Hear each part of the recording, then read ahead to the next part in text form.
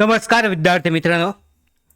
Post office CDS ग्रामीण डाक सेवक या पदासाठीची जी दुसरी यादी आहे, या दुसऱ्या यादीची तारखेबाबत अत्यंत महत्त्वाची अशी अपडेट आलेली आहे.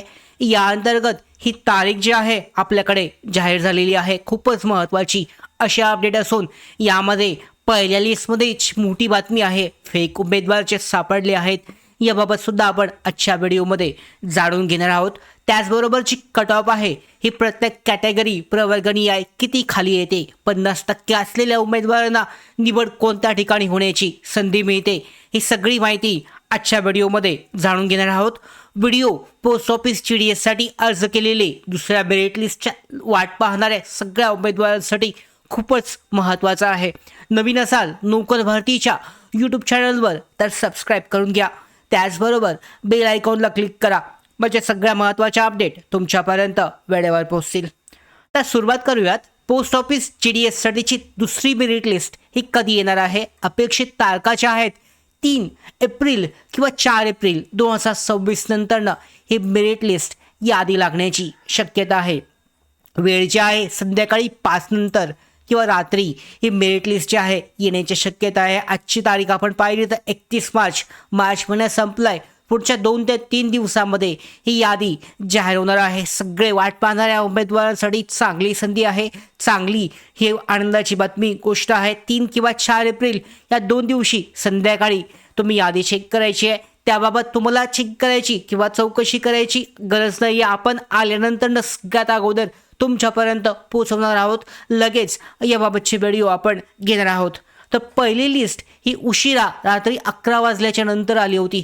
त्यामुळे दुसरी लिस्ट पण रात्रीची 6, 7, 8, 9, 10, 11च्या नंतर सुद्धा येऊ शकते. पण 3 किंवा 4 एप्रिल ह्या तारखा जवळजवळ फिक्स आहेत.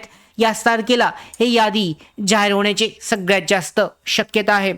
आता पहिल्या लिस्टमध्ये काय झालं होतं हे पुन्हा एकदा जाणून घेऊयात. काही उमेदवारांनी फॉर्ममध्ये खोटे पर्सेंटेज टाकले होते. 97, 98, 99 असे टाकले होते. त्यामुळे पहिल्या लिस्टमध्ये त्यांची नावं तर आली, निवड झाली होती, पण ते लिस्टमध्ये सिलेक्ट झाले. पण डॉक्युमेंट व्हेरिफिकेशनसाठी ते पकडले गेले. आता डॉक्युमेंट व्हेरिफिकेशनच्या वेळी असे उमेदवार जेव्हा पकडले जातात तेव्हा त्यांच्यावर कारवाई होते. त्यामुळे उमेदवारांना अशी यामध्ये सूचना आहे, त्यांची वॉर्निंग आहे. पाहू शकता जे उमेदवार आपला व्हिडिओ पाहत आहेत त्यांनी या पद्धतीने अशा पद्धतीने तुमचा अर्ज भरू नका, कारण त्यांच्यावर कारवाई केली जाते. नंतरनं त्यांना पुन्हा कोणत्याही भरतीमध्ये संधी मिळत नाही आहे. तर ही गोष्ट लक्षात ठेवायची आहे. आता यामध्ये काय झालं आहे, खूपच जास्त उमेदवारांनी फेक असेल, त्याचबरोबर डॉक्युमेंट व्हेरिफिकेशनमध्ये अपात्र ठरल्यामुळे खूप जागा आता रिकाम्या झालेल्या आहेत. यामध्ये त्या कारणामुळे आता जर आपण पाहिलं तर 3500पेक्षा जास्त उमेदवारांची लिस्ट लागली होती. तर यामध्ये जर पाहिलं तर खूप उमेदवारांनी म्हणजे काही उमेदवार गैरहजर राहतात, काही अपात्र ठरतात, फेक असतात. त्याचबरोबर काही उमेदवार DB करतात मात्र पुढे निवड घेत नाही आहेत. तर या सगळ्या कारणांमुळे 3500मधून जर जवळजवळ पकडलं तर 2500पेक्षा जास्त अजूनही ज्या जागा आहेत ह्या रिक्त असतात प्रत्येक जिल्ह्यानी आहे. आणि या कारणामुळे दुसऱ्या लिस्टमध्ये खरी संधी मिळणार आहे, कारण यामधून फेक बाद होतील. त्याचबरोबर DBमध्ये न जाणारे सुद्धा बाद होतील. या कारणामुळे दुसरी लिस्ट ही खूपच महत्त्वाची असते. जास्त सिलेक्शन यामध्ये होऊ शकतं. तरीसुद्धा दुसऱ्या लिस्टमधून सुद्धा गेल्या वेळी जर पाहिलं तर 6 ते 7 लिस्ट लागल्या होत्या. यावेळेला सुद्धा अर्ज जास्त आलेत. 8 लिस्ट कमीत कमी अंदाजे लागण्याची शक्यता आहे, कारण त्यामुळे ज्या उमेदवारांना दुसऱ्या लिस्टमध्ये सुद्धा संधी मिळत नाही त्यांना पुढे सुद्धा संधी मिळू शकते. आता दुसऱ्या लिस्टसाठीची कट ऑफ ही कशी लागेल याबाबत जाणून घेऊयात. आपण या अगोदर सुद्धा सांगितलं होतं, थोडासा अजून अंदाज आपल्याला आलेला आहे. तर या पद्धतीने जाणून घेऊयात. ग्रुप 1 जो आहे पहिला अकोला, अमरावती आणि बारामतीसाठी 85 ते 95% ओपनसाठीचा असेल. OBC EWSसाठी 80 ते 92%, SC STसाठी 79 ते 93%पर्यंत. दुसरा जो ग्रुप आहे संभाजीनगर, धुळे, कोल्हापूरसाठी ओपन कॅटेगरी 86 ते 94, OBC EWS 80 ते 92%, SC STसाठी 80 ते 91%पर्यंत हा कट ऑफ जो आहे हा जाऊ शकतो. त्याच्यानंतर मुंबई डिव्हिजन कट ऑफ हा वेगळा असू शकतो, इथे जास्त लागतो. याचं कारण आहे हा शहरी एरियाला ह्यामध्ये पगार जास्त असतो, त्यामुळे अर्ज जास्त केले जातात.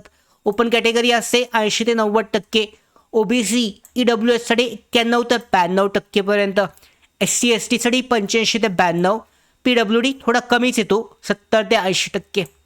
तिसरा ग्रुप आपण केला आहे पुढे नाशिक आणि नागपूरसाठी ओपन कॅटेगरी 85 ते 95%, OBCसाठी EWSसाठी 80 ते 93%, SC STसाठी 79 ते 91%पर्यंत.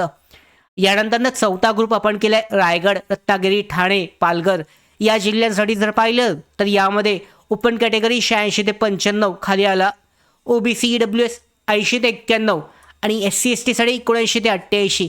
त्याचबरोबर PWD यामध्ये 60 ते 70% दरम्यान सुद्धा काही ठिकाणी निवड होण्याची शक्यता असते. या जिल्ह्यांमध्ये कमी अर्ज असतात त्यामुळे संधी असते. शहर यामध्ये ग्रामीण एरिया असतो त्यामध्ये अर्जसुद्धा कमी येतात. काही उमेदवार यामध्ये निवड घेत नाहीत, या कारणामुळे तो कमी येतो आणि जशी जशी यामध्ये पुढची लिस्ट येईल तसा हा थोडासा 1 ते 2% खाली येणार आहे. तर या कारणामुळे आपण 6 ते 7 लिस्ट लागणार आहेत. ज्यांना दुसऱ्या लिस्टमध्ये सुद्धा संधी मिळणार नाही त्यांना पुढच्या लिस्टमध्ये 100% चान्स मिळू शकतो. महत्त्वाचा सल्ला आहे 60 ते 90% असणाऱ्यांसाठी अजूनही चान्स हा असणार आहे. 6 मेरिट लिस्ट माझ्या अंदाजानुसार 6 काही 8 मेरिट लिस्ट ह्या लागण्याच्या शक्यता आहेत. त्यामुळे टेन्शन घेण्याची गरज नाही आहे. प्रत्येक पुढच्या लिस्टमध्ये हा कट ऑफ कमी होणार आहे. तुमच्या हातात काय आहे तर डॉक्युमेंट व्हेरिफिकेशनला DBसाठी सगळे डॉक्युमेंट रेडी ठेवा. पहिल्या लिस्टमध्ये नाव नाही म्हणजे गेम तुमचं संपलं नाही, खरी स्पर्धा सुरू होते. दुसऱ्या आणि तिसऱ्या लिस्टमध्ये कारण या ठिकाणी खरे उमेदवार असतात ज्यांचे खरे मार्क्स असतात आणि मी गेल्या वेळी सांगितल्यानुसार 650 पैकी असलेल्या उमेदवारांनाच यामध्ये संधी असल्यामुळे हे खूपच महत्त्वाचं असणार आहे. कोरोनाच्या काळामध्ये जे पास झालेले उमेदवार असतील यांना संधी यामध्ये मिळत नाही आहे, तर या कारणामुळे संधी असणार आहे, चांगली संधी असणार आहे.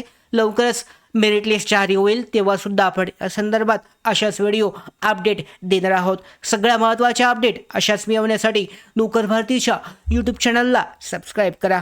धन्यवाद.